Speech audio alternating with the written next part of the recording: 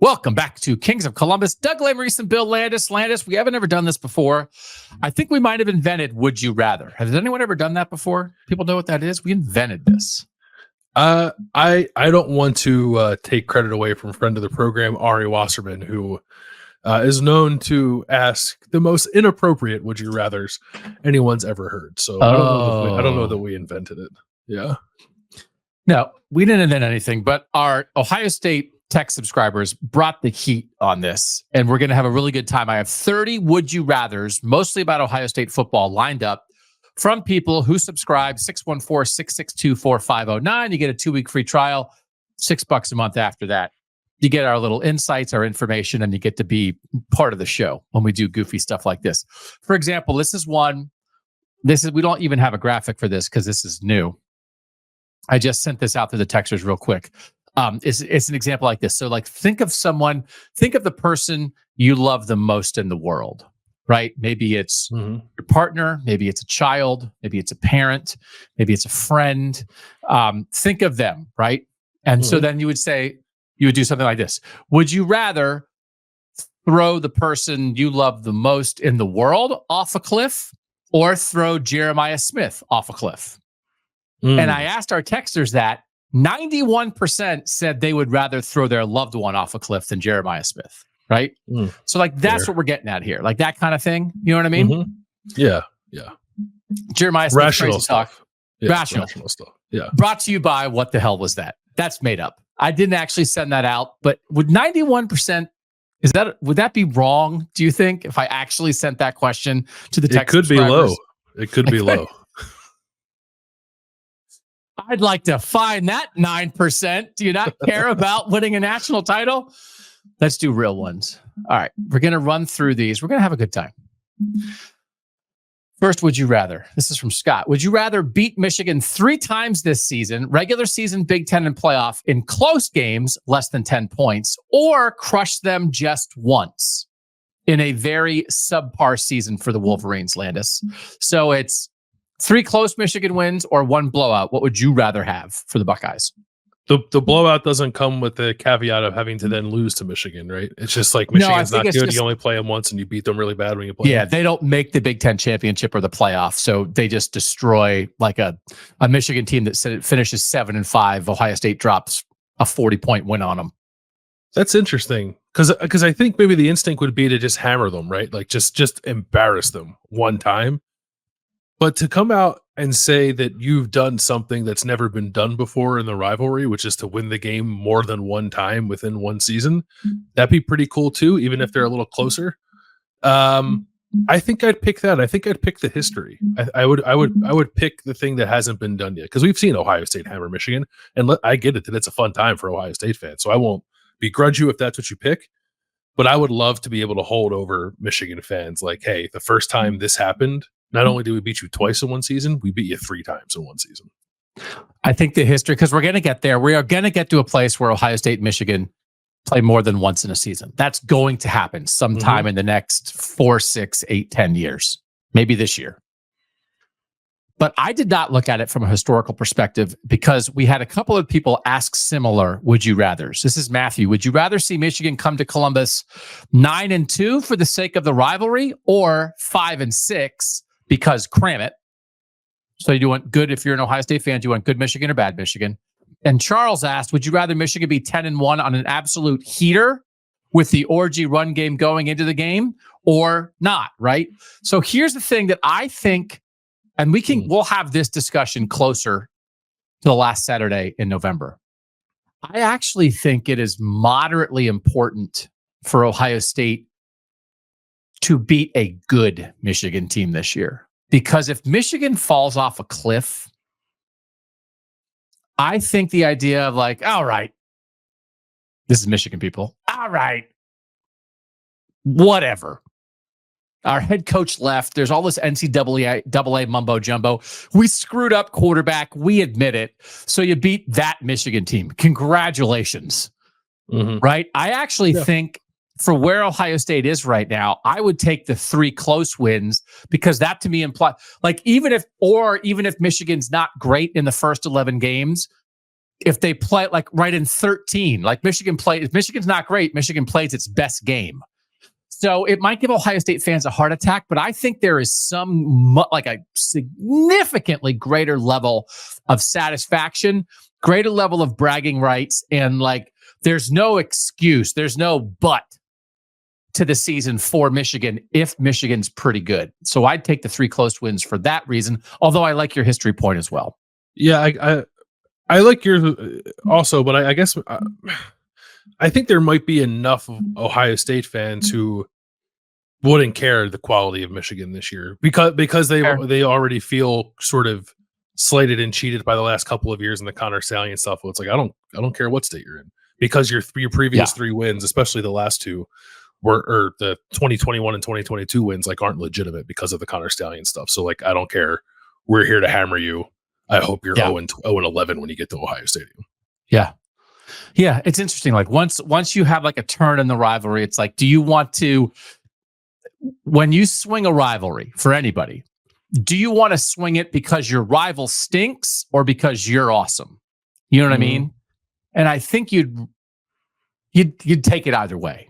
And this is where we get into those. And I've gotten not in trouble, but I think I've probably spoken in a way over my 20 years of doing this where like Ohio State fans are like, what is wrong with this guy? When I start splicing the how, well, I really think, a 13-point win wouldn't be as emotionally resonant as a 19-point win. And they think, are you from Mars? We just want to beat them because we hate them and it makes us feel good inside. Stop splicing. And I'm like, yeah, but I don't know if it's 48-3 and Michigan's not really competitive. Well, and they say, Doug. So I'm aware of it. That's but good. I think good Michigan. I just think it's more interesting. Beat a good team. Would you rather? This is from Ben. You get to go back in time and change the outcome of a single play in a playoff game for Ohio State. Would you rather change the missed field goal against Georgia or the overturned scoop and score against Clemson in 2019? Landis, what would you rather change the result of? The Georgia field goal, because I think Ohio State would have hammered TCU in similar fashion to Georgia. I don't know that Ohio State would have beaten LSU in 2019. I think it would have been an awesome game.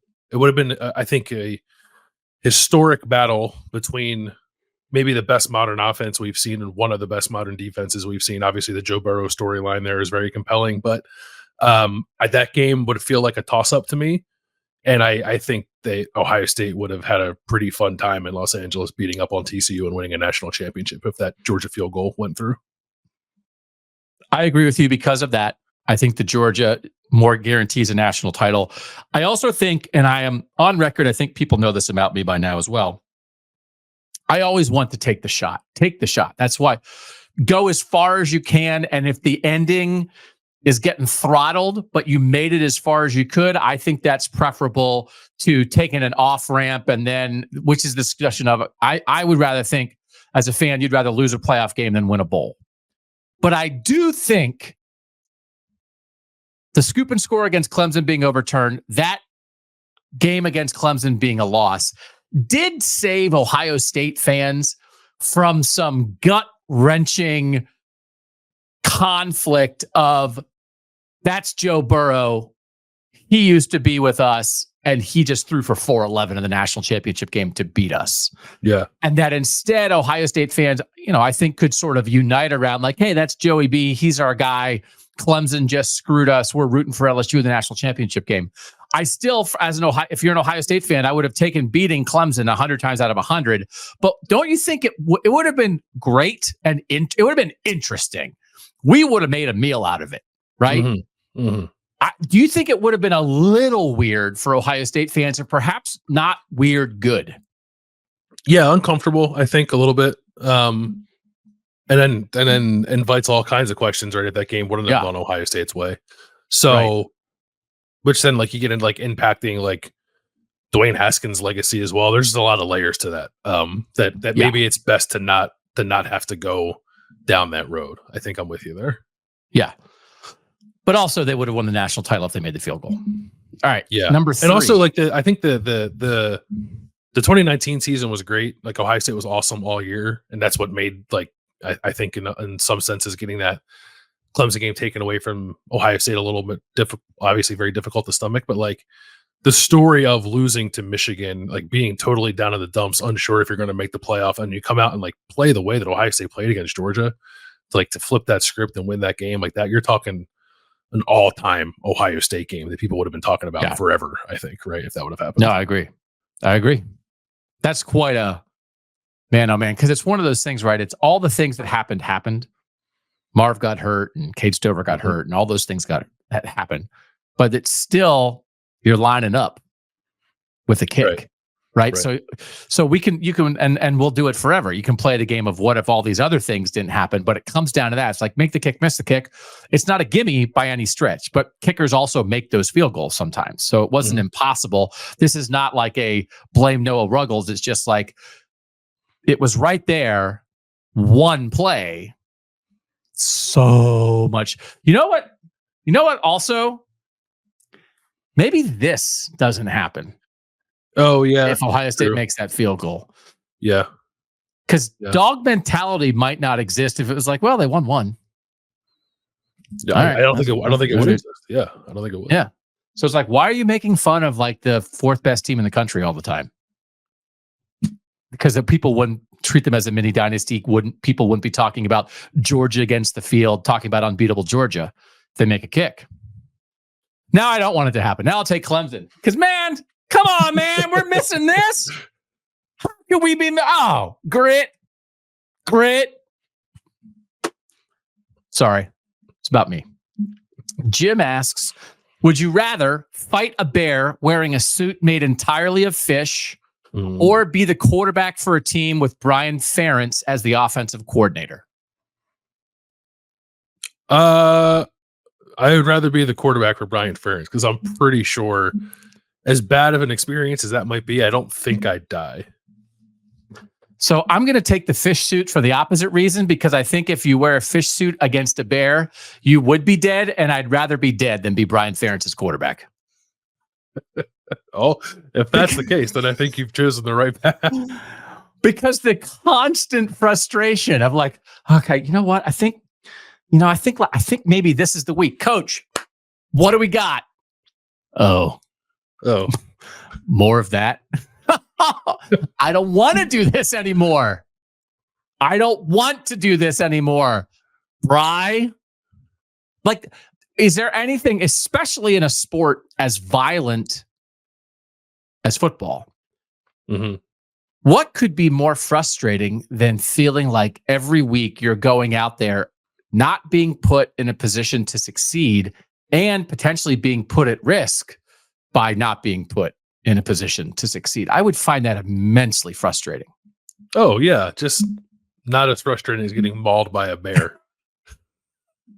Yeah. You say potato, I say potato. Too. By the way, you sent me all of these, but you said like they don't require any research, so I didn't bother to look at any of them. So I just saw like the suggestions for the lower thirds that you sent, and I saw fish suit or Ferentz, and I could not possibly come up with any explanation for what that was. So I'm glad that this is where we ended up with it. Yeah, fish suit or Ferentz also could be an off-season show. I think you could do 90 minutes on fish suit or Ferentz. Yeah, he could. And I think that's a little bit like pros versus Joes. I think we could act that out. And if we would have to do the opposite, we would get Brian Ferentz to come here and like design an offense, and you would play quarterback in that offense. And then I would wear a fish suit against a bear, and we'd come back and report. What kind of bear? The cuddly kind. I don't know. Are there kinds of bears that don't kill you if you wear a fish suit? Or do they all really want the fish? I just don't know if you could if it's like a smaller bear, would you stand a chance of like if it's a grizzly, he's going to rip your face off. But yeah, if it's like I don't know what a small bear is. Yeah, a koala bear that aren't actually bears. Yeah, and are also vicious, by the way. In the pony discussion, right? It's like, that kind of bear, is it a small bear that grows into a big bear? Or is it just one of those bears that's always small? No, a koala bear, I'm sure, would kill me too. You ever go see the koalas at the zoo? Very lazy. I've held koalas in Australia. And they have very sharp claws. Did you just go grab one off a tree and hold it, or was it like a holding koala experience that you paid for? Yeah, it was an experience. We went to like a nature preserve outside of Sydney, and we got to see a whole bunch of stuff. But part of it was holding koalas. We also got to feed kangaroos out of ice cream cones. That was pretty great too. What is happening? Yeah, Australia I have pictures. like I have pictures place. somewhere. I gotta find. There's a picture of me feeding a kangaroo with an ice cream cone. I gotta find. Okay, please send that to Mike for next week's show. My impressions of Australia right now are now based around your experiences and Mason Fletcher saying they murder kangaroos and make them into balls. So makes me want to go. Number 4, would you rather Ohio State go independent or join the SEC? And I feel like Isaac with this question is just trying to make my head explode. Yeah. Independent. I think so too. And here's like the real answer. Like the games would be fun playing against. It's like, hey, Ohio State's playing Texas and Georgia and Alabama and Oklahoma and LSU and Texas A&M and Tennessee on a regular basis. Like that's fun. I don't know if the Ohio State fan base in that world would love the company it keeps. Now, because it's one of those things. Ohio State is the most SEC-like Northern program. But do you really want to hang out with those guys? Mm-hmm. That's your new neighborhood. Not, right? Yeah, I think not. You want to go on vacation there in January. And by vacation there, I mean go there and set the place on fire and win, right? That's what. But do you want to live in that neighborhood? I just don't know if it would be enjoyable. Now, and I do think we're beyond that. Like the Big Ten's great. I love the way the Big Ten has expanded. I don't know that Ohio State fans get fired up about winning Big Ten championships. I mean, they're nice. It's not certainly the goal. It's a path to the playoff now, but it's a means to an end. It's not much of a thing on its own. So if you're independent, if Ohio State's Notre Dame, and it's just like, all right, that's like schedule 5 bangers, 3 mediocre games, and 4 easy ones every year, and go play ball and see you in the playoff. I actually think there's a version of that could be pretty enjoyable, actually, for Ohio State fans. And that's not even compared to the SEC. That's just like on its own. Yeah, I think potentially as well. I guess the pushback to that could be the playoff structure, right? If you're independent, you're never going to be a top 4 seed unless they change some things, which I think they probably will at some point. So there's that. But you think if Ohio State went independent, it would probably make more money than it makes right now, right? Yes. You don't have to share anything. Yeah. I mean, there'd be... You think like NBC and Peacock roll over for Notre Dame? Can you imagine if there was like an Ohio State football network and it's like, we want to air your games? Right. Be wild. No Colt McCoy, please. I'm not saying you can go listen to KOTN on Wednesday if you wanted to understand exactly what Bill Landis means by that comment. And of course, we would invite anyone watching and listening to Kings of Columbus to join us on Kings of the North, where we do this 4 days a week, plus our post-game show at 11 p.m. on Saturday. I'm not saying like Ohio State should go independent. I'm saying Ohio State, I think, would rather be independent than in the SEC. But if they did go independent, I don't think it would be a disaster. I think it would be interesting in some real ways, and then complicated and weird in some other ways. And they'd have to be in a conference for their other sports, just like Notre Dame is. But how many, like all the things that Notre Dame and Notre Dame fans enjoy about being independent, which is basically write your own ticket. You are who you are. You're not beholden to anybody, and you can tell other people to cram it. I think Ohio State and its fans would enjoy a lot of that.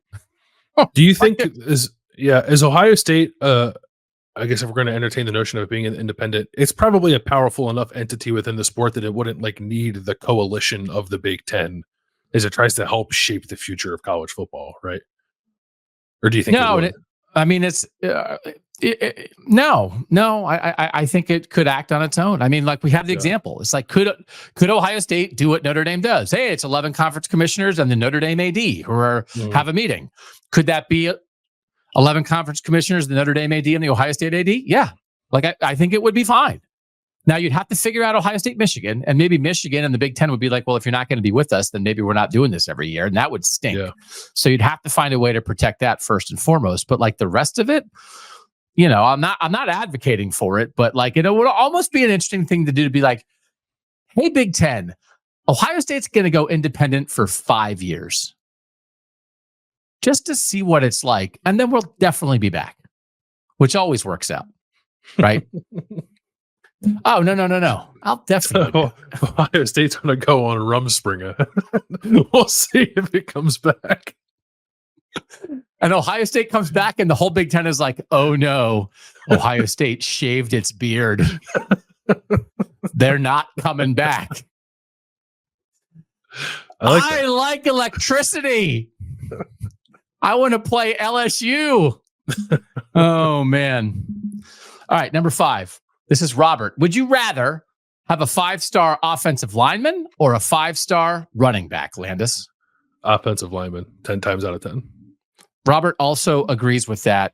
And is that answer perhaps informed by the fact that Ohio State currently gets more 5-star running backs than it gets 5-star offensive linemen? Yes, but I guess I would ask too: does this come with the guarantee that whichever player I choose is going to actually perform like a 5-star? I assume that it would. I just think a 5-star offensive lineman, tackle in particular, I think is probably significantly more impactful than a 5-star running back. And I know that there are awesome running backs out there that can really take over games.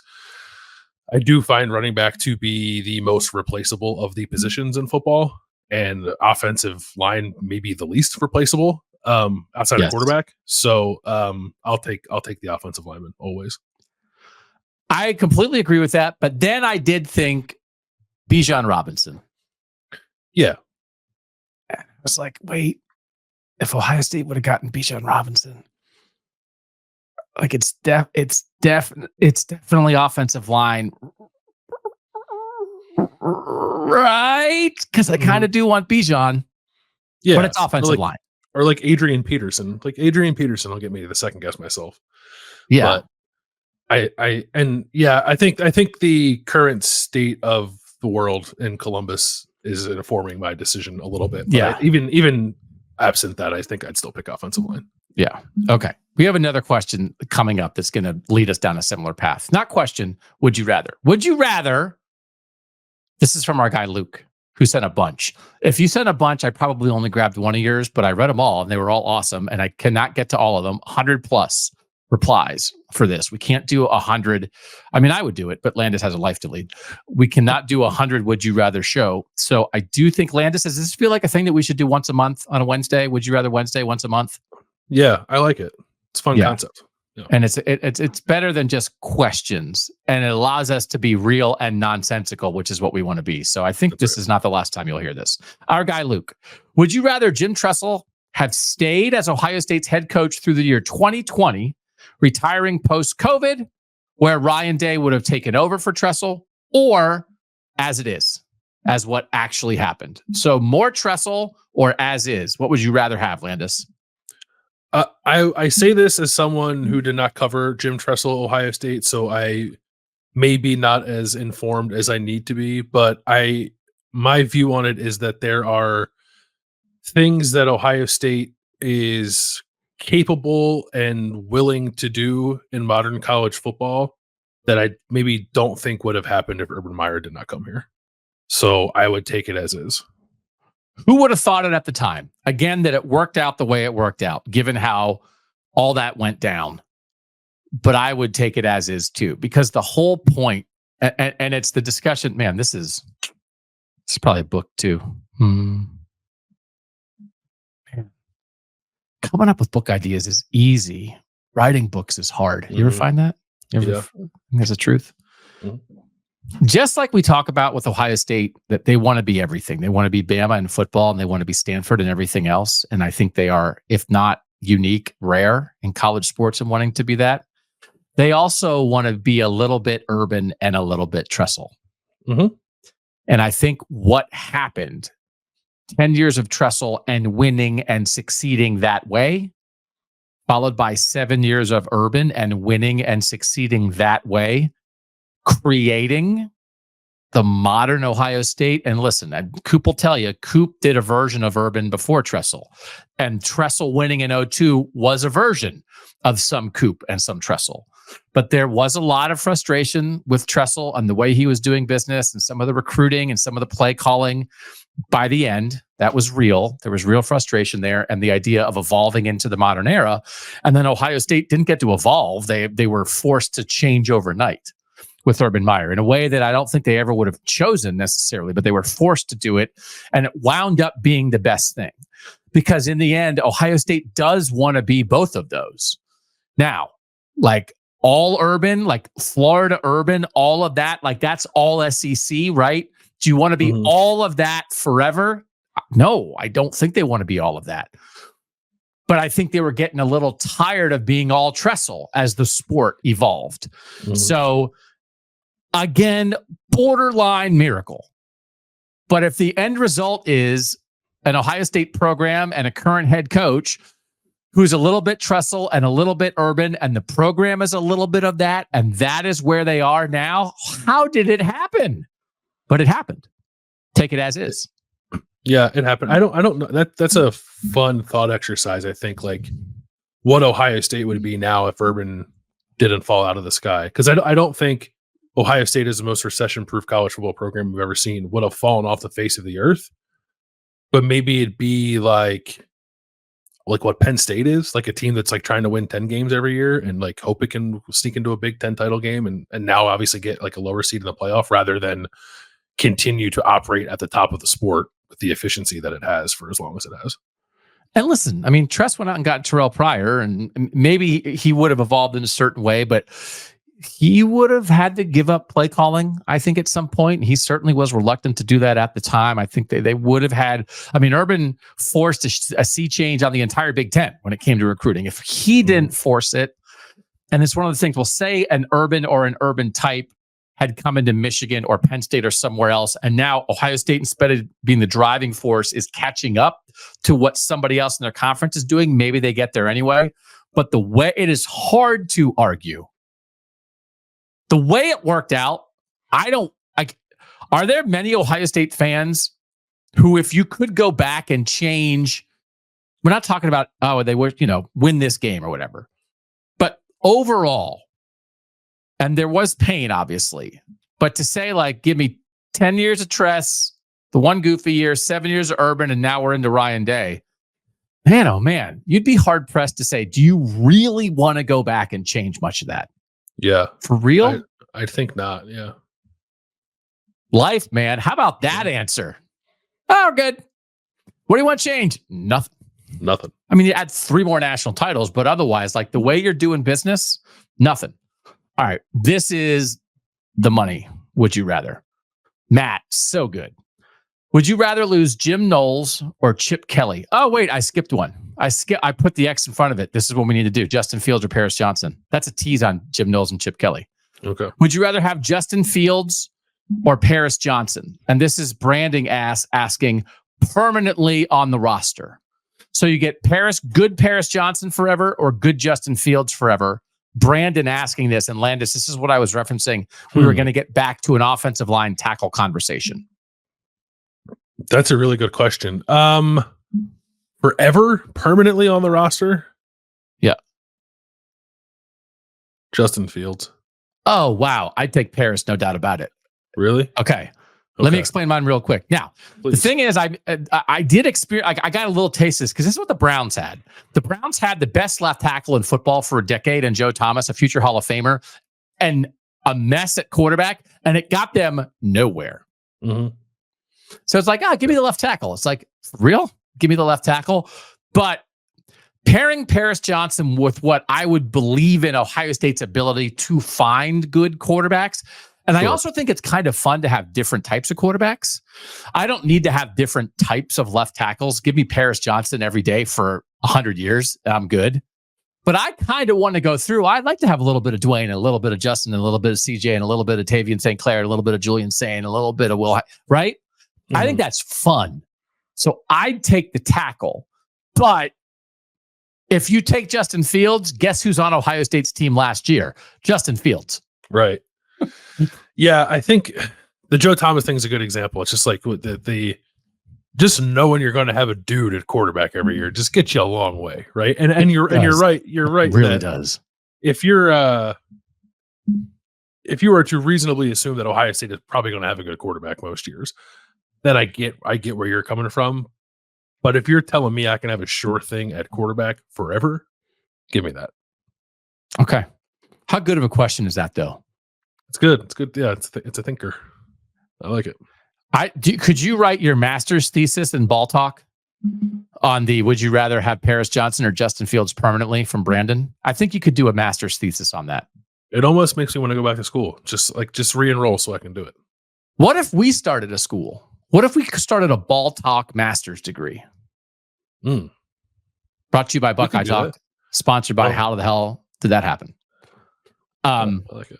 What if we did it as an off-season project just for fun, where you and I both wrote a master's thesis about a college football subject and then read them on the show? Oh, yeah. We'll do that around the daily college football show that we do. Yeah. Yeah. And then we can award ourselves master's degree in ball talk and just put it on a resume and just figure that nobody will ever check it. We'll be fine. Those fake doctorates you get, they'll figure like a famous person who gives a commencement speech. Yeah. Yeah. Okay. We could just go around and try to ask places to give us fake things. And you know what? I think it's just easier to give ourselves a fake thing. All right, we'll do that. Now, I jumped the gun before. Don't do this master's thesis in Doug, where he checks the question off before he actually does it. And then he thinks he's done it, but he hasn't yet done it. Failing grade. Would you rather lose Jim Knowles or Chip Kelly after this year? That's from Matt. Blow your mind, Landis. Blow your mind. I have to answer this question. Blow it.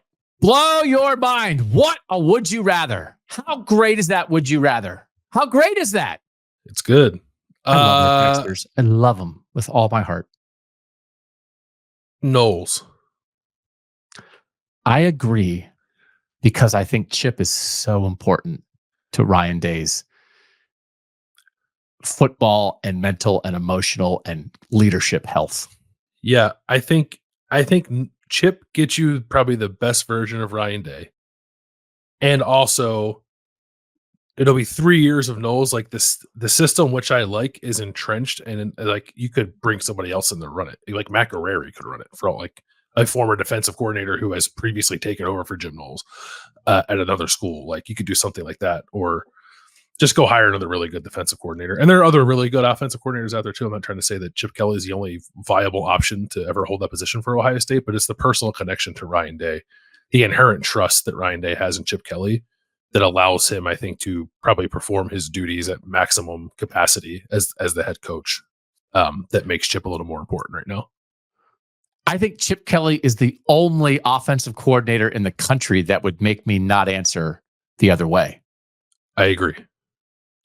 Because otherwise you'd say, well, Ryan Day's an offensive guy. The offense will be fine. You don't want to lose a good defensive coordinator, because under the assumption that Ohio State should always be able to find good assistant coaches, because guess what? It's a great job and they pay a lot of money.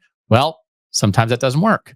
And we've just like, what happened? Well, they missed on a defensive coordinator hire, and it like cost them for 2 years. And like, you want to go back to that, not go back to it, but risk. You would risk, Landis, what's wrong with you? You would risk going back to that so Ryan Day has a friend? What's wrong with you? But I completely agree. Yeah.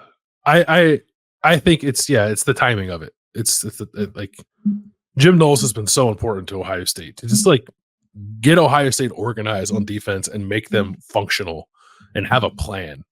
And like, I would absolutely hate to lose that. Yeah. But if the option is lose that or lose what Chip is providing right now, I think, I would choose Chip to keep Chip. All right. Blew our mind with that. Would you rather? I'm going to blow your mind with this next one from another texter, from Dan. Gosh, this is so good. I'm assuming this exercise can be applied to both the fan perspective and we'll give our reporter perspective. Would you rather Ryan Day had picked JJ McCarthy in recruiting and the team did not get Marvin Harrison Jr., or take what actually happened? So it's JJ or Marv. Blow your mind, Landis. Unless you're just like Marv, which you might be. Yeah, I think I'm just giving me Marv. Yeah. Okay, so let me answer that with this. That's the timeline that exists that did not lead to a national championship. And in fact, the guy in the question won a national championship at Ohio State's hated rival. Mm-hmm. So you're definitely taking that timeline? Yeah, I guess so. I like part of it is me. Like, I actually don't think JJ McCarthy is that good. Like, he's a good player. I don't think he's a great player. JJ McCarthy comes to Ohio State. I don't think he's in the conversation for best quarterback Ohio State's had. And Marvin is in the conversation for best receiver Ohio State's ever had. So like, that's kind of where my mind is. But when you couch it as accepting the timeline and everything that has happened since 2021, when JJ decided to go to Michigan, I guess if I'm an Ohio State fan, I wouldn't want to see Michigan win a national title. But like the player, give me Marvin 10 times out of 10. What about JJ's juice? JJ seemed like he had a little juice, right? So if you're bringing that juice, and it's like, well, you can still throw it to Mecca Ibuka, and Carnell Tatel will get a little earlier run, and like they'll just like whatever, like they'll still have guys to throw to, but JJ as the engine of what Ohio State's trying to do there, sitting behind CJ and then ready to roll. That's the other thing too. If this thing happens, like you're getting JJ starting for the first time in 2023.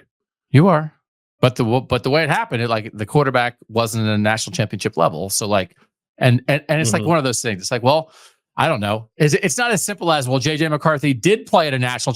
I understand it's not that, but he's like, Ohio State fans hate JJ, but man, don't you think that, is he the prince that was promised with Tate Martell? Is he the embodiment of like... How dare you? No. I know, but it's like, you love that. If Tate Martell was at Michigan, Ohio State fans would have been like, oh my God, I want to kill that guy. But when he was here, it's like, that's our Tate. That was our Tate. Yeah. I think there's a version of that with JJ, and JJ's better than Tate Martell. And Ryan would, I do think there's a version where Ryan's like, JJ, like the guys really feed off him. He's got great energy. He's a great leader for our offense, and he just has to get the ball to playmakers. I think there's a version of that works. And they were that close anyway. Yeah. And I think there's a version of it away works. from Michigan. Yeah. And then I don't know who, I mean, is Kyle McCord Michigan's quarterback in that scenario? Like Ryan Day picks the other guy, and all right, the exact same thing happens just with opposite. Kyle McCord's at Michigan. I don't know. Perhaps, yeah. Or Penn State, maybe. I'm officially, I would rather try the JJ thing. No offense to Marv, to see what happens, because in the actual timeline, they didn't get where they wanted to go. So what's your official answer? I guess my official answer is I'd rather have Marvin, but I think I could be swayed rather easily, especially given like the timeline of things, right? The way that things played out. Like if you're telling me, hey, if you go back in time and make this one switch, Michigan's not going to win a national title and you might win one, and we know that you haven't won one, but you might win one, I'd probably take that swing. I get it. Yeah. Okay. Another great one from Ty. Oh, this is so good. Would you rather win the 2024 national championship and be remembered as one of the great all-time teams, but lose the nucleus of Ryan Day, Chip Kelly, Brian Hartline, and Jim Knowles, or have a memorable season with a loss in the playoff and keep this group together for 5 years and several at-bats at the title? That's Ty. So this is one of those, it's a little hard because it's like, well, okay, if they don't get it this year and you keep it together, are they just all going to leave if you win the national title the next year? Right? Mm-hmm. So I am usually a stay in the mix year after year. Chase, you always want to be in the chase, and I'm reluctant. We have another question later that's going to get to this. To like say, give me a title and then fall off a cliff. But this is not quite that. This is super interesting. Win and leave or chase and stay? What would you rather have, Landis? Win. Oh, I think it's always win, because I don't think Ohio State falls off a cliff. Like that's just, it hasn't happened, so I wouldn't anticipate it happening. You might lose the nucleus. You might have to reload after winning a national title. But yeah, I would much rather win the title, especially this year. Like I think it's very cool that Ohio State won the first championship of the college football playoff era, and I think it'd be very cool to be the first team to win it in the expanded playoff era. But even if it were back in the BCS days and you presented me with this scenario, I'd still say, give me the national title. I'll figure out the rest later. Yeah, and part of this is like they're asking the Michigan question because Michigan lost the head coach, Michigan lost the defensive coordinator, Michigan lost the strength coach. Michigan lost, so it's a version of that. So it's like you ask Michigan fans right now, would you rather have Jim Harbaugh there, falling just short in the playoff and chasing, or would you rather have the title in hand and be like, okay, we got to try to redo this? I do think in this scenario, I agree with you. I would take the title this year because I think it would be so good for Ohio State because, and I completely agree with everything you said, but it's like, especially in this world of like 3 straight years that have been good, but not gone the way you wanted it to go. And to have like an ultimate season and then everybody gets to ride off into the sunset. And I assume it's like Ryan Day goes to be an NFL head coach. Chip decides to go be Ryan's offensive coordinator in the NFL. Brian Hartline gets a head coaching job. Jim Knowles gets a head coaching job. And that's what happens. And then you fire it back up with head coach Matt Campbell and offensive coordinator Keenan Bailey. And let's see what Caleb Downs, Julian Sayin, and Jeremiah Smith can do it next year. But you're doing it in the glow of a victory where everybody got to go off in a positive light. Especially where things are right now, I think you would definitely take that. Are you down with Matt Campbell, head coach, Keenan Bailey, offensive coordinator in 2025? I was going to say you said Mike Vrabel wrong. Oh, yeah. No, I know. That's who's going to be. So, but would Vrabel want to come in the glow of victory, or would Vrabel only come in to fix something that didn't quite get done? Because, right? Yeah. I mean, one is preferable, I guess. Like coming in to fix something is the savior, come back home. Yeah. Yeah. Hey, Keenan, you think kind of either way you'll be the offensive coordinator next year, right? Pretty good chances, right? All right. This is another good one. I'm going to keep saying it's another good one because I could not believe how good these would you rather are. They're so good. Can I just say again that I love our texters? Would you rather Ohio State plays all its big games at night, including Michigan, or none of them? I say none. And here's why. Because I would not want to get to a world where, because I wouldn't want to get to the world that this is describing. Because I think it's still enough of a Saturday afternoon sport for the fabric, for the community, for the culture of the sport, for the fan base. So people who don't live in Columbus and are driving 2 hours, I'm not going to get home till 3:00 in the morning and my kids or whatever. I think it's important enough to not completely abandon, like, hey, 5 night games at home this year because we have a bunch of bangers. I think that is a really tough world to get to. So if it's all or nothing, then I'll take nothing. Because I really don't think for like the good of the culture of the sport that's where I would want to get.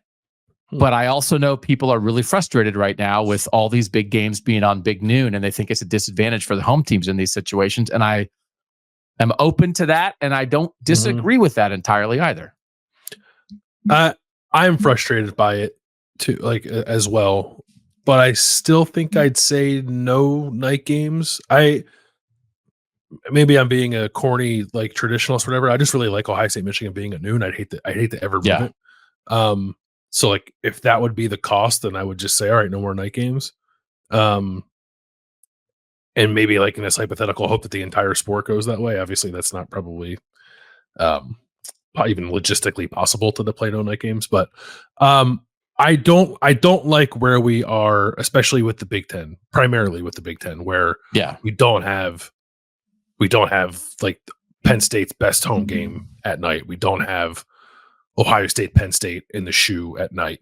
So that is incredibly frustrating. I think sometimes like the primetime thing gets a little overblown, but I tend to think the college football product as a whole is a little better when we can get some of those games at night. But I think I care enough about Michigan, Ohio State remaining at noon that I'd pick that over it. Okay.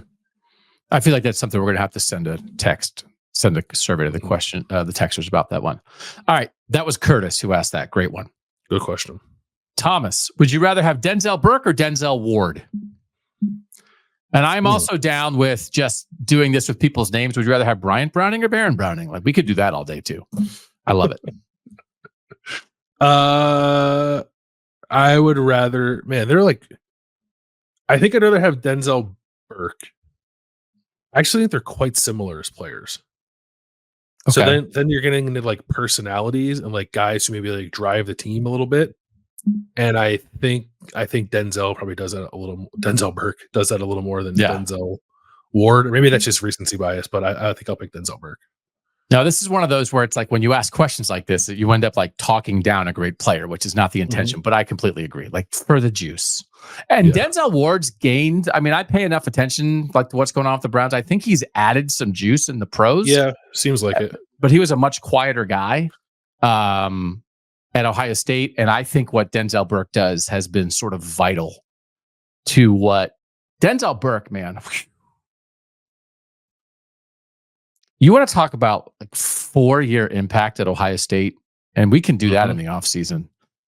We've talked to like Thayer Munford, just a great example to be like, where would you be without Thayer Munford? Like for a guy to start his first game as a true freshman, like where would you have been? And I know the corners are a group are good. But where would they be if Denzel Burke hadn't been Denzel Burke for these 4 years? Holy guacamole, Landis. Yeah. Because he was a stabilizing guy that first year when the rest of the corner group was not very good.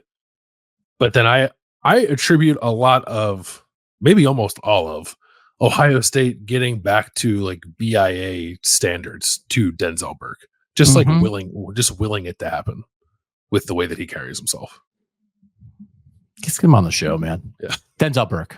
We would both rather have Denzel Burke. No offense to Denzel Ward. Jake, would you rather win a national championship than go 8-4 or 6-6 next year? Or would you rather win 10 and 11 games every year without winning a national championship? So this is the Ohio State versus LSU conversation, which we've had various forms of over the years. LSU has 3 national titles in time when Ohio State has 1, but it's this up and like you're in it and then they're completely out of it and they fire people and stuff falls apart and then they win it again. Or would you always compete? So it's like never. Here's the thing. I think looking backward, you want the title. Because looking backward, you're like, I can't believe we didn't win a title. But the thing is, when you're always in the mix, you always think you have a chance to win the title. So the title is in you. The title is in you all year, and then it flies away in January. If you love something, set it free. Goodbye. Goodbye, little title. Goodbye, field goal. It flew away. But it was with you the whole time. Maybe the real lesson was the title we carried along the way before it flew away. But it was there. Like you can act like, well, you never get to experience it. You do. It's with you because you think it's so possible. And thinking it's possible is reasonable and real. You're not kidding yourself. It's true. Every year, Ohio State might win a national championship. That imbues you with something. That makes you love the sport. That gets you excited every Saturday. There's hope. And yes, there's disappointment at the end, but man, there's a lot of fun and hope along the way. And looking backwards, you think, man, I can't believe we didn't win a title. But looking forward to be like, well, guess we lost to South Carolina. Oh my God, looking at 5-7. That stinks. Ohio State, I know they beat South Carolina. They shouldn't have section. That stinks. And Ohio State fans never have to experience that. So I think looking backward, it's easy to say I want the title and I'll take the ups and downs. But let me show you a 1-3 September and let's have that conversation again. So I think I'd take the mix because while you're not winning a title, you always think you might. And that is not a terrible way to live. Chasing a reasonable goal that's just out of reach until you die. Until you're just a bag of bones. Like, don't you want to die reaching for something? Oh! No, I want to die. I want to die caressing my national championship trophy. Landis's skeleton buried in a heap of 5-7 seasons, cuddling his championship. Okay, so what would you rather have? I want the title. I think I always want the title. I know. But you might get it this year. But maybe it's this year. Because that's the thing about if you're good, it's not like it's not like not winning it makes you think, well, I guess we're never going to win it. I don't think that's what Ohio State fans think. Well, we haven't won one since. But that's 14. the question, isn't it? Isn't the question that you'll never win it? Like that's baked into. But the don't tell them. Yeah. Well, if you tell me like it, you're going to be consistent and more often than not you're going to win it, but at some point you might. Okay, I guess maybe I'll take that. But if you're telling me you're going to be consistent and not win it ever, no, give me the trophy. Yeah. Okay. I don't want to, it's, if you don't know, it's one of those things like, do you want to know the date of your death? It's like, no. Because you think, well, maybe I'll never die. Like if your third wish for the genie is genie, oh, genie. Oh, it's a Woody Hayes genie. We're bringing back the Woody Hayes genie. It's been a while. I feel like I should get a Woody Hayes statue too, not just a dragon statue. Oh, Woody Hayes genie. For my third wish, could my team compete for a national championship every year? Yes, it has been granted. You will compete for a national championship every year, but never win. No! I'm out of wishes, right? Don't do that. Yeah. But pursuit's a good thing. It's okay. Like, what was it? Was it Sisyphus that had to push the ball up the hill? And then every day it just roll back down on him. And I'm like, I want to push the boulder up the hill. And you're like, I do not. Yeah, I would like the boulder to get to the top of the hill and stay. And I think, you know what? I want to be the guy who thinks, you know what? I think today it's going to stay.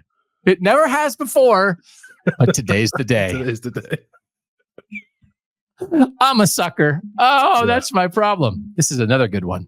Andrew, would you rather be at a brutally hot or brutally cold game? Oh, I'm cold always.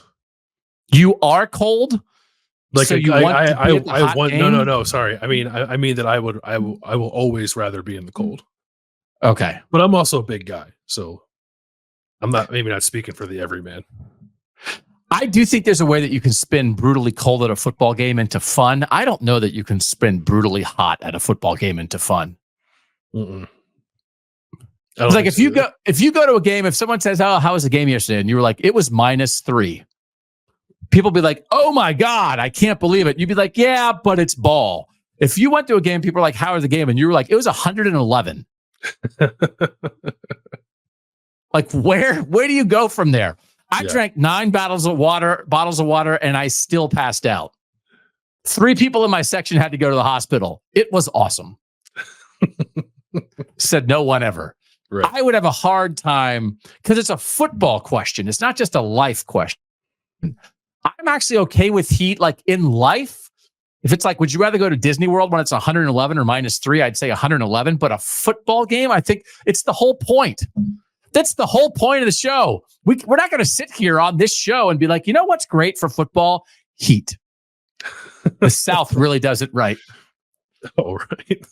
I think I'd rather go to Disney when it's -3, by the way. For real? Okay. Yeah. But I don't want to be like, we are not opening the door on Miami Hurricanes fans being like, oh, nothing like a sweltering mid-September game when it's 130 with the humidity index. Ball. Yeah, I do realize at a certain point it gets so cold that there's nothing you can do about it, but you have ways to combat the cold. Yes. And you quickly run out of ways to combat the heat. I agree. Unless you just want to watch football with a bunch of naked people. That's true. Anyone who's answering hot, we know your end game. Yeah. Oh, I don't know. How could we possibly get any cooler at this football game? You people. Let's see. I said I'm going to stop saying it. They're all good. Would you rather have CJ Stroud or Patrick Mahomes for the next 10 years? Evan. Like in the NFL, it means? No, just as a friend. Can I put Patrick Mahomes on a college roster? Watch him go wreck some stuff. CJ Stroud. For 10 years, CJ Stroud. For 10? Yeah. That's hard. I mean, it's like, are they 1-2 right now? I mean, if we're doing a 10-year quarterback draft, are they the top 2? Would you take Lamar? Would you take Caleb Williams? I don't know. Josh Allen. Allen. I think it's Patrick Mahomes. It's Josh Allen, Justin Herbert, CJ Stroud. Am I forgetting anybody? Jordan Love, maybe. I don't know. Yeah. He's the highest paid now, I think, right? So, yeah. I would take CJ. If it's a 10-year window, give me CJ. If it's a 5-year window, I'd probably take Mahomes. But if it's 10 years, I'll take CJ. It's hard because Patrick Mahomes, now we're looking up how old people are. Patrick Mahomes, I looked up. I hope that comes up. He's 29. It's like, can he be good till he's 40? Probably. He's 29? He's 29. He was like 34. Yeah. You change your answer? I thought he was my age. Maybe. You are the Patrick Mahomes of podcasting, which is, it's understandable why you thought you guys were the same age. Yeah. Yeah. I mean, with what quarterbacks are doing right now, I mean, Brady's one thing, but like Aaron Rodgers is 40, right? Can he do this? Can he keep a version of this? And I know his ability to move around and make something out of nothing is a lot of it, but I think he's fine. If he loses a step, I still think he's good. I think I'd take Patrick Mahomes, but I think I'd take CJ over maybe anybody. I'd take CJ over Josh Allen. I'd take CJ over Justin Herbert. I'd take CJ over Lamar Jackson. Face of the franchise, like consistency, getting better, elevating talent, being a leader, everything you want a franchise quarterback to be. I think CJ's got it all, but I'd take Mahomes. Would you would definitely take CJ over like the recent younger crop of like Herbert, Burrow, Trevor Lawrence, all those guys? Yeah. Yeah, me too. Yeah. I'll like 100% healthy Burrow. Like if you know he's going to be okay, I think you can have a conversation there. But I think Burrow's like the CJ comparison, you know, but I think CJ has a chance to elevate even though. So yeah. I think I'd take CJ. He's good. This is from Matt. He also says this is from Large Father. Interesting. Would you rather hold on a second. Okay. See the 12-team playoff sort of stay as it is. I'm paraphrasing a little bit here. Or have two separate college football playoffs, one solely for power conference teams and then one for the G5 teams to have their own playoff. So I think I got it right. Yeah. Like Matt, Large Father, I think I got it right. So it's basically, do you want one playoff bracket or two? Because here's the thing I think you can do is I think you keep the sport as it is. I don't think you have to separate anything right now. I think you have Power 5 and Group of 5 and they intersperse and whatever. But then when you get to playoff time, you just break it off. They do that now with FBS and FCS, right? There's enough FBS, FCS crossover. Yeah. I don't think like you have to fundamentally change anything else about the regular season. It's just that when we get to the postseason, like the Group of 5 teams, instead of one going to the playoff and the others going to like a bunch of mediocre bowls, 12 go to a playoff. And I don't think, like, I'm intrigued by the Group of 5 team. I do think the 12 will beat the 5 in the first 6 years of the playoff. I'll make that prediction. But I'd rather have two separate ones. Because if you're going to tell me like we're going to have a playoff to play for a trophy with Boise and Fresno and Toledo and Northern Illinois and Liberty, I guess, and Memphis or whatever, like I think that's super interesting. And I think that's more interesting than one of them getting in to maybe get drubbed by Georgia. Yeah, I think I'm with you because I agree that I think a 12 will beat a 5 at times, but I just have a really hard time ever seeing a G5 team winning 4 straight games against FBS opponents to win a national title. Yes. So if that just feels like an impossibility, then I think I'd barely be in favor of breaking them up and having two separate playoffs. Okay. So we would rather have the two playoff brackets. And I think we have a chance to maybe get there someday. Yeah. All right. Next one from Austin. Would you rather change the conferences back to the way they were, bring back the Big East, Nebraska's back to the Big 12, et cetera, Pac-12 still exists, and carry on with this new 12-team playoff, or keep things as they are now? So it's a 12-team playoff world as is, or with the old conference structure? I like the old conference structure. I like conferences that make sense geographically. I miss the Big East, but I'm also biased. Yeah, I would prefer the old conference structure of we're talking like 15 years ago now, but that structure with this postseason format, I think I'd take that. I would even want to go all the way back. Like if you're telling me, because if you have a 12-team playoff where you had like 8 legitimate conferences that are all getting their winner in. So say we had the ACC, the SEC, the Big 8, the Southwest Conference, the Pac-12, the Big 10, and the Big East. That's 7. right? You get those 7 conference champs all get in, and now we're giving out 5 wild cards. Now we're at the NFL. Now we're at a win your conference and get in, and all the regionality remains, but then we get a national champion, which we've never had. Yeah. We had a regional sport that then you had some drunken idiots vote in a poll to try to figure out who the best team was.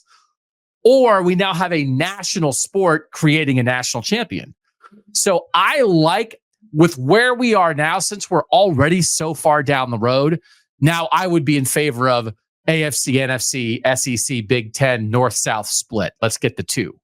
There's a version of that I'd be okay with because we're already so far down the line. There. Yeah. So now it's well, what are we at? Instead of, I'd say get the 2, we're at 3.5. Okay. But if we could be at 7 or 8 legit, healthy conferences and all their champs get a guaranteed spot and the rest are wild cards, that's super appetizing, bro. Is it not? It is. Yeah. And I guess what is the Big East in that scenario? I don't know, but I'd throw Penn State in the Big East in that scenario as the flag carrier for that conference, right? So you'd have to massage it a little bit to move some teams around that don't have those long-standing connections to previous conferences. But yeah, I think a regional regular season, national postseason is where I think college football should be, but it's never going to be there again. Yeah. There's a Pacific Conference, there's a Texas Conference, there's a Plains Conference, there's a Midwest Conference, there's an Eastern Conference, there's a Southern Conference, and there's an Atlantic Conference. That's America. Mm-hmm. And then maybe Canada could have a conference. All right. Would you rather, from a fan perspective, would you rather go to an early round playoff game with a better chance to win, or spend the extra money to go to the Natty with a greater chance to lose, but a bigger upside of being at the Natty? From a fan perspective, this is such a great would you rather from Kyle. So I was really thinking about this, Landis, and I do think I would, in this world, because before, we did have it with the semifinals and the title, but we've only had 10 years of that, of would you rather go to a bowl, but a game that's a do or die game, right? So it's a do or die game. It's just earlier, but there's stakes and the opponent's good. I think I'd rather go to a quarterfinal with those parameters, celebrate a more likely win, and then have a party for the national championship game where if it doesn't go your way, you're not heartbroken and out another $5,000 compared to what you're out for the quarter. I think I'd take the quarter over the Natty. How about you? Yeah, I think I would too. You're making the economical argument, which I agree with. I also think I've only covered 2 national championships, and one was weird in 2020. But I do, and I guess the quarterfinals are going to be bowl games now too, right? So there's a corporate vibe to all of it that does feel a little sterile at times, but the actual national championship game itself, if you're there, doesn't really feel like a college football game.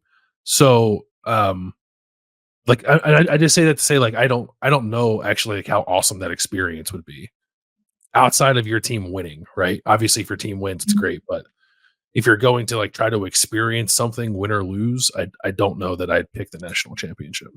And this is hard. This is going back to when you win the national championship, it's not like your fans storm the field. Yeah. But if you're Ohio State and you beat Michigan at home, the fans storm the field. Mm-hmm. So, and that's a part of it too. It's I'd rather outlay for a great home game where you're with all your people in your place, cause it's to go pay for a more sterile environment where, be with your people. When it's an ultimate thing, be with your people, be in your house with a big TV, bunch of snacks, couple beverages, screaming at the TV. But go to the quarterfinal and have the fun bowl experience with a game that really matters. You have a better chance of winning. And that's why Ohio State made the national championship game, and the stands were 90-10 in favor of Texas, because Doug and Bill told Ohio State fans not to go. Right. I would choose I think without a doubt, I would choose like go to a home first round playoff game over either of these two. Okay. Good explanation.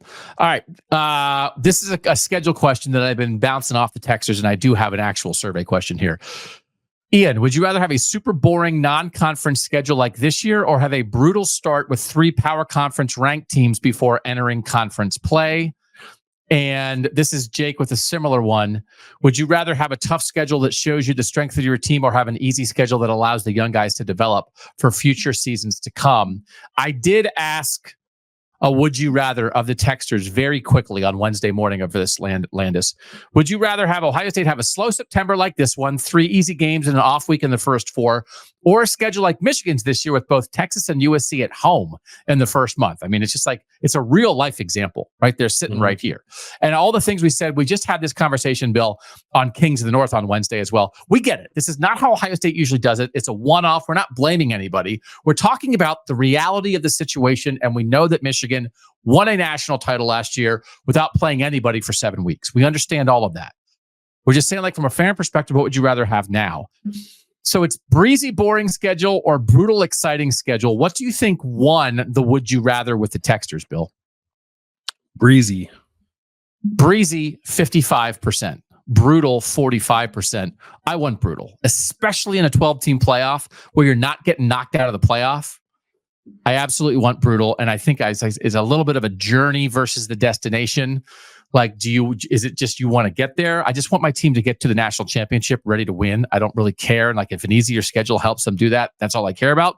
Or do you want like more fun, interesting games along the way with a little bit of risk, or maybe a lot of risk? I would rather have the fun, interesting games along the way. Yeah, I get it. I wouldn't want to put myself necessarily in a position where, like, the one question was like 3 ranked non-conference opponents, where I guess in which theory, is how they used to do it. I mean, you go back in the schedule, it's like, who'd you play, Coop? It's like LSU, Pitt, and North Carolina State were 3 non-conference games. It's like, okay. Right. And I guess it would depend on what your conference slate ends up being that year too. But I would hate to be in a situation where losing a conference game puts you in a really tight spot trying to get into the playoff. And I don't know, that probably would not apply to Ohio State all that often. But I guess I'd rather avoid the situation altogether if I could. So I'd probably choose breezy too, from like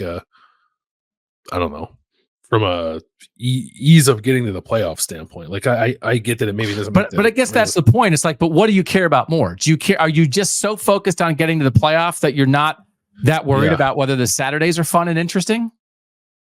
I mean, I do think we're not giving enough credit to how fun and interesting it is to watch your team kick the crap out of somebody. That's true. Okay. I bet Ohio State fans had a great time 2 weeks ago against Western Michigan. Oh, man. Yeah. Like, if you beat the crap out of me and your wife was like, well, Doug has like no upper body strength. He's a noodle. I mean, what's the point? Did you find any pleasure in that? You'd be like, I found pleasure. It was fine. It was fine. I didn't need Doug to go lift weights for 6 months for me to beat the crap out of him. I was fine to do it as it was. Yeah. All right. More boring discussions. This is Jason. Would you rather attend a top 10 matchup, but it's an away game for the Buckeyes, you're in enemy territory, or attend a home night game against a team like Western Michigan or Akron?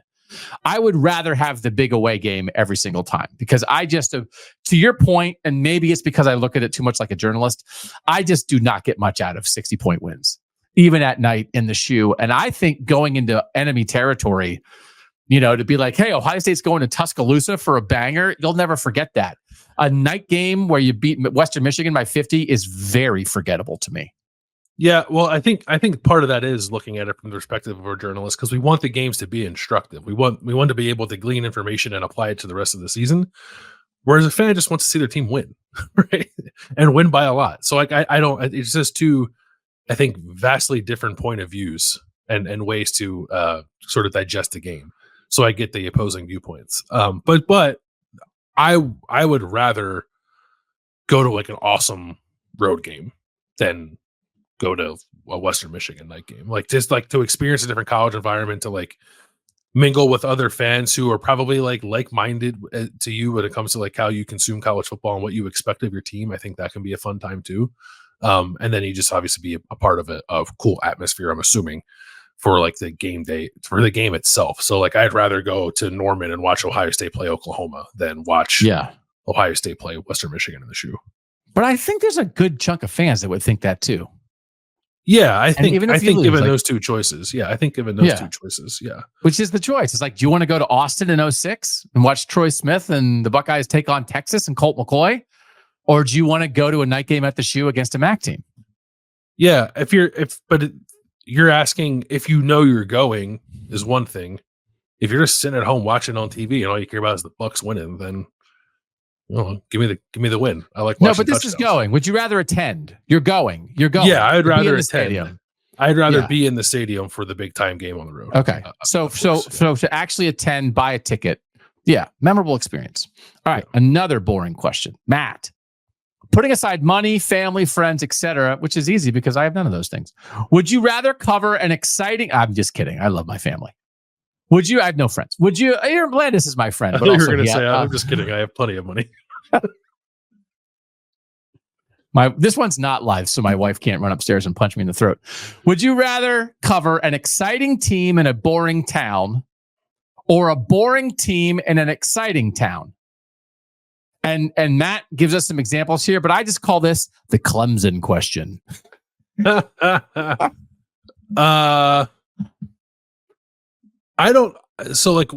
I feel somewhat spoiled having covered Ohio State because the idea of going to cover a team that like has no stakes sounds incredibly boring. So I think I'd probably choose exciting team over exciting town. So I'm trying to think of this. I think this is Clemson versus Minnesota. Yeah, that's a good comparison. Yeah. Minneapolis is pretty sweet. It's a tough question. It's a tough question because I think if you said like UCLA, it's like, would you rather live in Los Angeles or Greenville, South Carolina? It's like, okay, this isn't fair. Dabo's like, come on, man. But you can bring it closer, I think, and say like Penn State or Minnesota. Okay. Because like living in Happy Valley, if you're not a college student, I would imagine it's not all that fun. So it's really hard. I do think, and I haven't had to do it. We are spoiled. We are spoiled because Ohio State is a top 5 college football team currently and always. And Columbus is a banger. Have you been to the zoo? Yeah. What are we talking about? My daughter went to a Shawn Mendes concert in Columbus. What else do you want? Steve Martin and Martin Short are coming here in the fall. They're like the most famous people in America. They're coming to Columbus. Yeah. They're not going to Tuscaloosa. No. You think Steve Martin and Martin Short are going to Greenville, South Carolina? I actually think that's where Tishu lives. And like now Tishu's going to watch this and be like, what are you doing? Why are you doing this to me? I've heard Greenville is lovely, actually. I'm just, it's in the South, so I'm assuming it stinks. So I'm just kidding. I'm not kidding, but I'm saying I'm kidding for the clip. This is really hard. I like to believe in the ability to take a losing program and find interesting ways to cover it, to encourage fans to find things to enjoy about it, to contextualize it. And I mean, I've covered horrible teams before. I covered a terrible Major League Baseball team. And that's 162 games, though. And by September, you want to throw yourself off the upper deck. So, like, that's different. Watch it. Real late 90s Phillies, you're going to give me a hard time. Are you kidding me? They're quite bad. Come on, bro. But like a 12-game college football season, it's like no matter how bad it gets, it's like, well, if they get a new coach or should they do this in recruiting? And then when the season's over, you go live in your wonderful city or wonderful town. I would like to believe in the ability to make any college football team interesting because the culture and the sport itself is interesting. But I'm not sure I want to test out that theory. Be like, okay, Doug, poof. You cover a terrible team now. Although I was going to say, who would you even throw in as like, because you'd used to say Kansas or Rutgers. Like Rutgers is a great example for this. It's like you're on the edge of New York City, but you're covering Rutgers, except Rutgers is a banger now. Yeah, so I don't know. This is a really, I guess if I had to, would you rather, I would say I'd rather live in I would rather have the exciting city and the boring team and hope I could do my best to make the team exciting for my audience. I hope. Can I give you a piece of information that might inform your decision? No. On September 21st, Steve Martin and Martin Short are performing in Spartanburg, South Carolina, which is only 38 minutes from Greenville. They are dead to me. Are you kidding me? Why are they going? Their TV show's set in New York City. They don't even go to South Carolina. It's one's going to show tour. Up. Yeah, they're also going to Saginaw, Michigan, and a place called Oxon Hill, Maryland, here, and then some weird place in Connecticut. So now Columbus is the highlight on the Spartanburg tour. Now you have made my day horrible. Sometimes more information is always a good thing, Landis. Thanks for throwing that in there. That's the most embarrassing thing that's ever happened to me on this show. Oh, what are you going to do? Get Steve Martin and Martin Short in South Carolina? Actually, yes, you are. Yes. Way to go, Doug. All right, this is a quick one for me. Doug, would you rather take a hit off a vape pen filled with Kirby Smart's farts every day for the rest of your life, or never get to go to any Disney theme park ever again? And the graphic on this is Kirby farts or no Disney. And Isaac is doing this to me, and all I'm saying is, bring on the farts, baby. Come on, Kirby. You can go right in my face. I don't even need the vape pen, but I am not giving up Disney. Here's the thing. I think we all need things in life to look forward to. And everybody has, like I said, it's a million different things. It can be going to get ice cream at your favorite place every Thursday night. Whatever it is, that happens to be the thing that I look forward to. And when you are able to have a thing to look forward to in your life, when you're working hard, when you're very busy, when your kids have a lot of stuff going on and you're stressed out about things, it is very mind easing for me to have a thing in the back of my head, especially if I have a trip planned. And again, I know I'm a Disney maniac, but I think planning and thinking ahead about vacation is actually almost more valuable than going on vacation. So if you told me, and I know I would go somewhere else, but it's like if Disney existed and I knew it existed and I wasn't allowed to go just because I'm trying to get away from farts, it would make my life miserable. Because I got to tell you, I'm not sure the Kirby Farts smarts. No, I'm just going to call him Kirby Fart.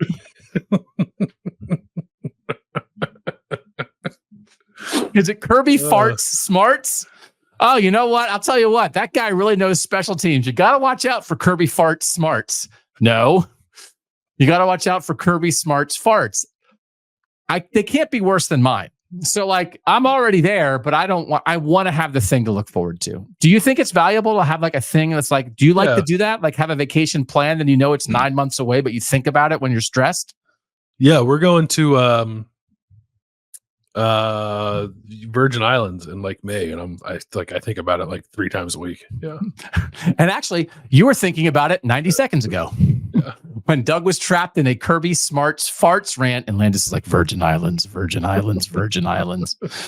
Let's get rapid fire here. Doug and Bill, would you rather have to play quarterback for Purdue, a team that allows a sack on almost 15% of snaps, or have to play middle linebacker against Boise State trying to tackle Ashton Genty? That's Jordan who asked that. Would you rather? I thought when I played football that it was better to try to tackle someone than to get tackled yourself. So I'll take trying to tackle Ashton Genty. The other thing is too, if you try to tackle and miss Ashton Genty, no one's going to yell at you. You're like, yeah, get in line. He's good. Yeah, he's good. I agree. This one I don't completely understand. This is Steven, and I have to figure this out with Steven. Would you rather have Lane Kiffin as your head coach, future of college football, or Lincoln Riley, pretty good offensive coordinator? Asked me, the Lane Kiffin enjoyer. So Steven, I think, has now begun following us on Twitter as the Lane Kiffin enjoyer. And I can't tell what's happening. I can't tell if this is a person who actually loves Lane Kiffin and wants Ohio State to hire Lane Kiffin one day. I don't know if he's trolling Lane Kiffin. I don't know if he's trolling me. I'm super confused because I'm confused by the presence of Lane Kiffin generally. I'm not exactly sure. Lane Kiffin is the same deal. I can't tell when Lane Kiffin is trolling or when Lane Kiffin is being serious. Yeah. I'm not sure he can. So if the question is, who would you rather have as your head coach? If this is an Ohio State show, so I'll take it as an Ohio State question. I do not think Ohio State wants Lane Kiffin. It's that. I would Is think that- not. Yeah, I think not. Just vibes, bro. So I wouldn't be like running out the door to highlight Lincoln Riley necessarily, but I'd take him over Lane Kiffin, both for Ohio State and generally. Would you take him? Would you rather have Lincoln in every scenario? Lincoln or Lane? Yeah, I mean, I'm not a huge Lincoln Riley fan either, but like Lincoln Riley has taken teams to the playoff. He's won conference championships, right? There's a measure of success there that Lane Kiffin simply does not have, while also being a sideshow. Lane Kiffin has taken Ole Miss to a 60-point victory over Furman. So suck on that. That's a good point. Someday I will get figured out what is happening with the Lane Kiffin thing. We knew this was coming. We could not ask a would you rather and not have this question come. And it came from multiple people. Mm-hmm. It's from Evan. Would you rather have Urban Meyer or Ryan Day coaching the 2024 Buckeyes?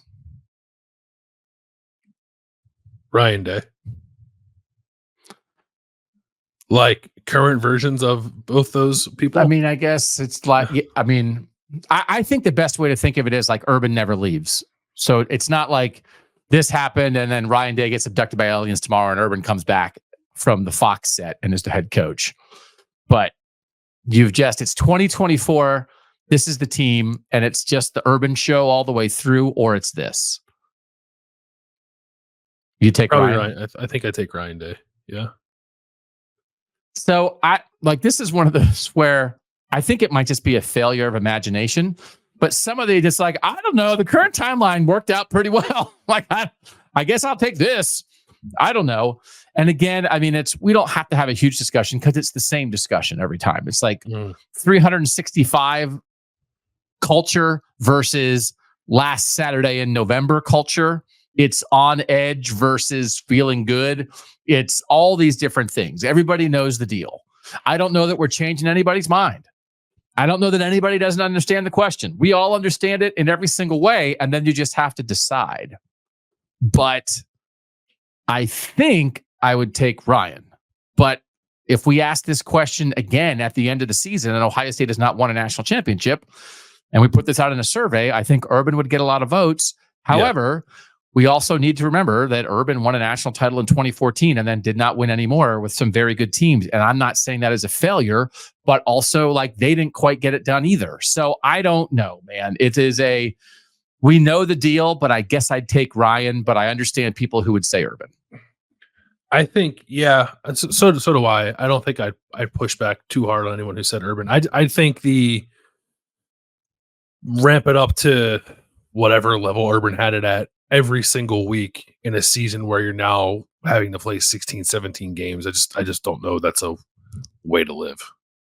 Yeah. Like I think, and again, it's like the sport has changed dramatically since Urban Meyer stopped coaching. The athletes I think have changed as well. I think Ryan Day's just a little bit better suited to handle all of that. Yeah.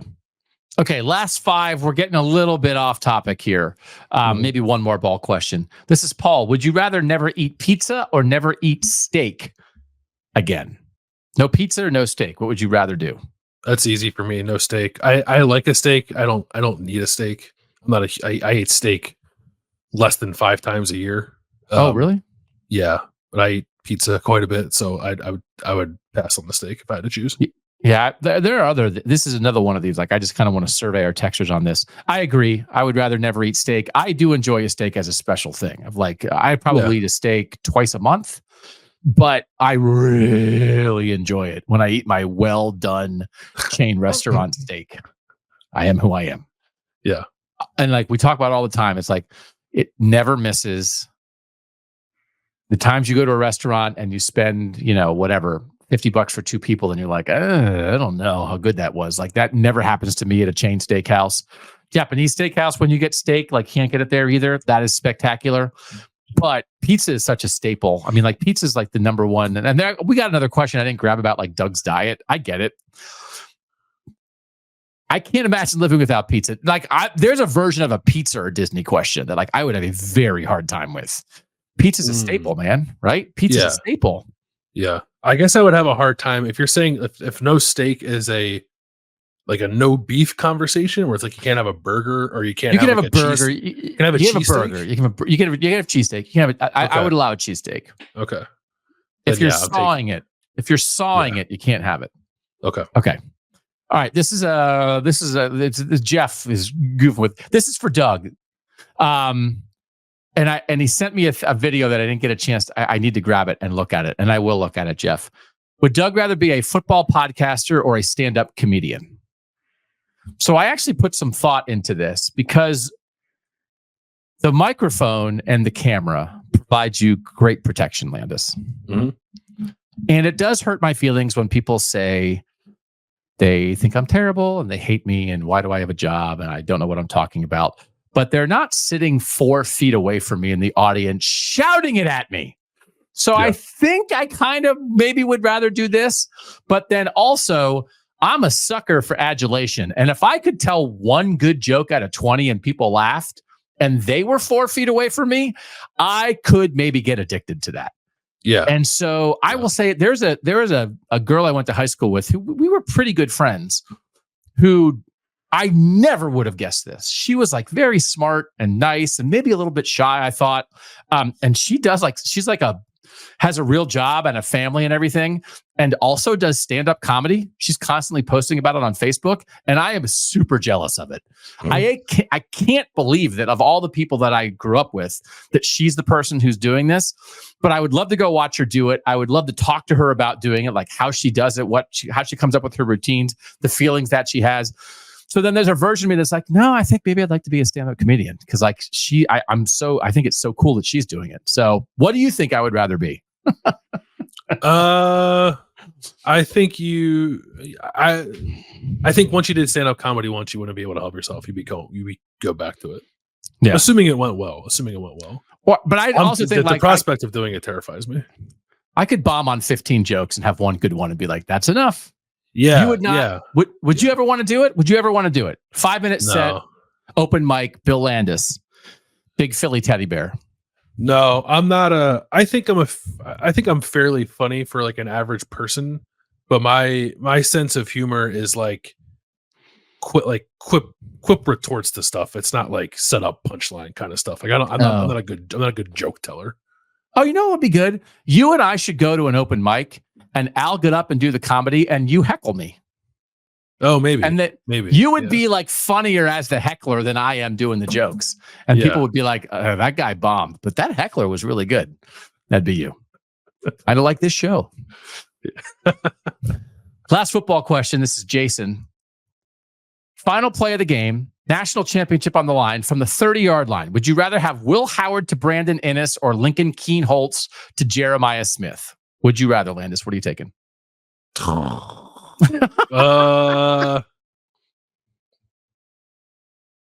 man, 30-yard line. Yeah. I want Jeremiah Smith on the receiving end of that play. See, you're making me nervous now because I think you're starting to get down a line of like, I think I might rather have Lincoln Keenholz than Will Howard anyway. Is that factoring into your thinking for a 30-yard throw? No. Okay. All right. Then we're. I would just lean quarterback in that situation. Like, give me the quarterback I believe in the most because I would believe in like pretty good too. A great deal of a great number of Ohio State receivers would be able to make the play that's necessary if their quarterback made the right read and the right throw and gave you the guy a chance. Yeah. You know. Yeah. So, okay, we're not in the Keenholz hive. I don't know how strong the Keenholz hive still is. But if there's a Keenholz hive that's like, I'd take Keenholz and Jaden Ballard. It's like, okay, we need to like, no offense, but like, what are we doing here? All right. Would you rather watch Wednesday night Maction or Saturday Section? This is Matthew. We have decreed this on Kings of the North. The wild, wonky, but not necessarily good SEC games on Saturday, like South Carolina LSU. We are not going to let people trick us into thinking it's good football. We're going to call it Section, just like Maction. The whole point of Maction is it's on a Wednesday night and you're not expecting football, and I'd rather watch that. I don't want anything to do with Section, but I'm so happy to get the phrase back at a question. Yeah, I don't want to watch Section either. Give me the Maction. There's other stuff to watch on a Saturday besides Section. Yeah, but Maction provides you a form of entertainment on a Tuesday and Wednesday night that you wouldn't have otherwise. So yeah. We should probably go to a Tuesday or Wednesday night MAC game this year. Do you agree? Here in the North? I don't know. I think they're doing fewer of them this year. There's definitely some. There's more later in the year. It's like pretty late, I think, but it's not quite as regular. But I think we should keep that in mind. All right, one more. This is our guy Greg C74, who apparently, I thought maybe this was the case, but now I have confirmation, is a maniac. Your college football team of choice becomes the next Bama. This is like the Ari style. Would you rather? The college football team of choice becomes the next Bama, 7 titles over the next 15 years, but you have to take a swizzle straw right up the pee hole once a year. So I don't know how old you are, Greg C74, but I'm 51 and I am approaching the age where I'm starting to expect that I'm going to be taking swizzle straws up the pee hole, maybe more than once a year, whether my team wins or not. So give me the titles. Give me Northern Bama. Because it's so, once you get into your 50s, I think your pee hole is open for business when it comes to the medical world. I got a lot of stuff in there that people probably need to get a look at, and that's one of the ways to look. So I'm not going to be I'm not going to be precious with my pee hole. So whatever you got to do, you got to do. You started this show talking about a colonoscopy, Landis. We're open for business. I didn't start this show talking about a colonoscopy. I talked about a colonoscopy on Kings of the North. They're separate shows. But I was going to say, as someone who did just get a colonoscopy last week and felt way more of it than I cared to, I think I'll pass on the swizzle straw. Really? It didn't take there wasn't any anesthesia or anything there. There was. I thought I was going to be asleep the whole time, and I woke up in the middle of it. Wow, that is not how you want to be woken. Yeah. Oh man. Okay. See, we just did like 3 hours plus back to back of 2 shows, live KOTN, and now this Kings of Columbus. So my apologies for getting it confused, which is just another reason that you need to be watching and listening to Kings of the North if you're not. Yeah. That will wrap it up for our Would You Rather. I think we'll do it again, Landis. I think I kind of wasn't sure what we're going to do. This is where I get in the year. And maybe it's really more about me. But when Ohio State plays too many boring games in a row, I'm just like, I don't want to talk about the team and I don't want to talk about football because I feel like I'm not learning anything. And I don't want to make incorrect assumptions based on you beat a MAC team. So then I just am looking for off ramps. So I was like, I don't know. Wood starts with a W and so does Wednesday. And I was like, let's do this. And then the texters just absolutely killed it. So thanks to the texters for making this show possible because I didn't know what else we should talk about. But now I do think we can do 12 a year. Would you rather Wednesday, 12 a year? You good with that? Yeah, works for me. I think it's the right mix. And I thought our texters came in with the right vibe. Some interesting ball talk, some interesting fan talk, culture talk, right? Night games, players, redoing losses, that kind of thing. But actual football stuff and not all crazy nonsense, but just enough swizzle straw in your life. Can never have too much swizzle straw. Yeah. All right. Thanks to our producer, Mike Kurosowski, who I said, hey, here's 30 graphics. And Landis said, does he really have to make 30 graphics? And I said, yeah, that's probably right. And Mike said, I made them. So as usual, great credit to him for making us look good and sound good. Kings of the North on Thursday, we will be making our picks for all of the Northern games this week. We'll give a little preview of every game. We'll dive in more on the most interesting games, and then we'll make picks for all of them. And Saturday night, post-game show, if you're an Ohio State fan and you haven't partaken of this yet, we know that some of you maybe missed the Ohio State postgame show on a Saturday. We are now doing that postgame show, Landis. Kings of Columbus Sunday sound off. People can expect that to be up around noon on Sunday. Is that right? Yeah, I think usually around noon. We'll try to get it out to you before the NFL games start. So if you want to listen to it before you start watching the Bengals or Browns or whatever, you can do that. And then we do at 11 p.m. live on Saturday night on KOTN, we wrap up the most important, most interesting Northern games. And when Ohio State has one of those games, then we'll talk about Ohio State on that show. So when it's Iowa, when it's Oregon, when it's Nebraska, when it's Penn State, when it's Michigan, we'll definitely be talking about that. We just haven't had a lot of reason. Indiana. Now Kurt Cignetti's coming for me. We just haven't had a lot of reason to do it yet, to talk about a lot of Ohio State on those Saturday night shows. So anyway, thanks to you guys for being here. Thanks to all the texters who contributed. We'll catch you guys Sunday, Kings of Columbus Sunday sound off, and we'll see you Thursday on Kings of the North. He's Bill Landis. I'm Doug Lesmerises, and that was Kings of Columbus.